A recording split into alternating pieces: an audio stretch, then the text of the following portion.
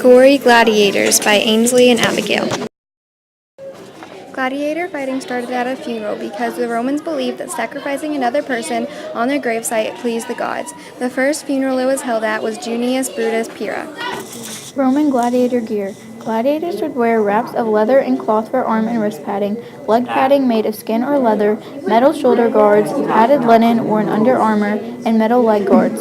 The most successful gladiators were treated as pop idols, so they wore expensive clothing. Gladiator schools were extremely close to the Colosseum. Slave gladiators trained with small objects like daggers and fought other slaves that could be unarmed or with a net. Gladiator schools had arenas. People visited training schools when the games were not held in the Colosseum at the time. The types of gladiators were Gallus, Samnite, Gratian, Murmillo, Hoplomachus, Secutor, and Cataphractarius. These names meant that they specialized in different kinds of weapons.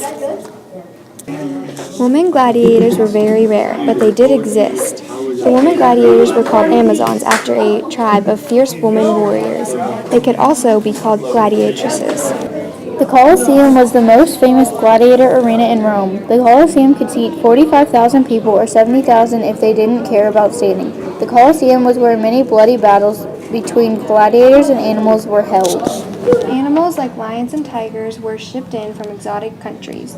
The animals were held in cages, whipped, and mistreated so that they would be aggressive during fights. Other animals included bears, rhinos, panthers, etc. Gladiators used a variety of different weapons. Some included tridents, different shaped swords, daggers, spears, and even nets. The most famous gladiators were given the best weapons. Gladiators in training were treated fairly well. They got 3 meals a day and a place to sleep. They were taught how to use certain weapons and what to do in combat. Gladiator fighting stopped because of an Egyptian monk named Telemachus. He interrupted the games and begged it to stop. He was killed, but his words started a domino effect that ended the games.